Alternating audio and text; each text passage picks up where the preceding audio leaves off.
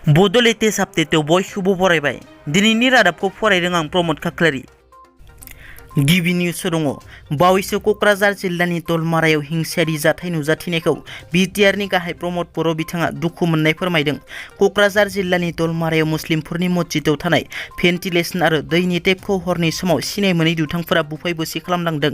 बे जाथायखौ बिटिआरनि गाहाय प्रमद बर'आ दुखु मोननाय फोरमायनायजों लोगोसे गोख्रों रावजों सोंखारिदों आरो बे जाथायनि दायनिगिरिखौ थाबैनो हमनानै साजा होनो थाखाय पुलिस प्रशासनखौ खावलायो। बेजों लोगोसे आसामनि गुबुन गुबुन जिल्लाजों लोगोसे बिटिआरआव दैबानाजों गोबां खहा जानायनि सायावबो बिथाङा बुंथियो।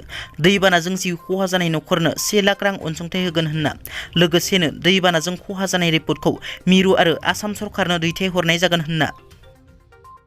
DID लिटिल मास्टार सिजन 5 नि बादायगिरि बर'नि फिसा नबजित नार्जारीनि भटिं नाम्बारखौ असमिया खौरां बिजोङा गोरोन्थियै फोसावनायखौ बर' रायजो राजाफोरजों लोगोसे बर' सावथुन मुलुगनि फेस्ला फावखुंगुर फैला बरगयारि बिथाङाबो रागा जोंदों। मैया प्रतिदिन टाइम चेनेलाव नबजित नार्जारीनि भटिं नाम्बारखौ गोरोन्थियै फोसावदों।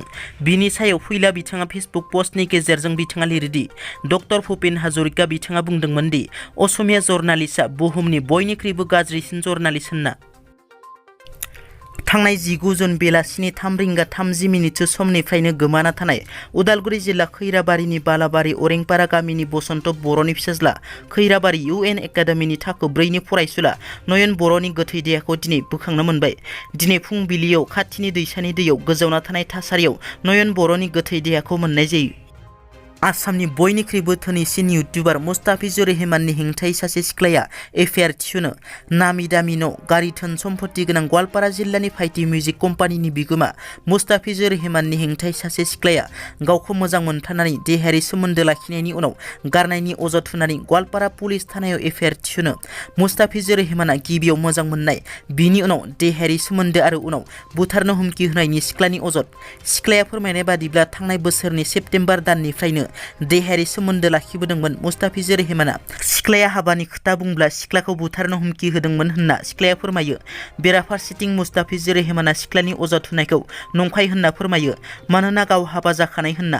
मुस्ताफिजुर रेहमाना फोरमायनाय बादिब्ला अजद होनाय सिख्लाया माखासे सान सिगां इउटिउबाव फाव खालामनो थाखाय खामानि नागिरना फैदोंमोन, नाथाय टीमआ बे सिख्लाखौ लाखियैनि थाखाय बेबायदि नंखाय अजद होदों होनना। थांनाय 18 जुन मोनाबिलिनि 8 रिंगासो समाव चिरां जिल्लानि सेनं खासिकत्रा गामिनि फार्मासि होग्रा बिरन बसुमतारीनि न'आव दाखाथिफ्रा हाबनानै हाथियार दिन्थिना रांजों लोगोसे सना रुफा लुथिना लांदों। बे लुथिनानै लांग्रा दाखाथिफोरखौ दासिमबो हमनो हायैनि एबसुआ दिनै 2 घन्टा गोख्रों हुज्रिखावनाय थरना हाबाफारि लादों। चिरां जिल्लानिनो सिडली चिरां दखरा एबसुनि मावखुलिनिफ्राय 31 नं राजा लामाजों बारसननानै खासिकत्रा हाथाइसालिसिम बे जाथायनि सायाव गोजौ थाखोनि नायबिजिरनाय होनो थाखाय दाबि दैखाङो आरो दायनिगिरिखौ हमनानै साजा होनो आरो रायजो राजानि जिउ आरो धोन सम्पतिनि रैखाथि खालामनांगौनि दाबि। DID लिटिल मास्टार सिजन 5 नि फिनाले राउन्डनि भटिंआ सोलिगासिनो। बे समावनो नबजित नार्जारीया बर' रावजों बर' रायजो राजाफोरनिफ्राय भट बिदों।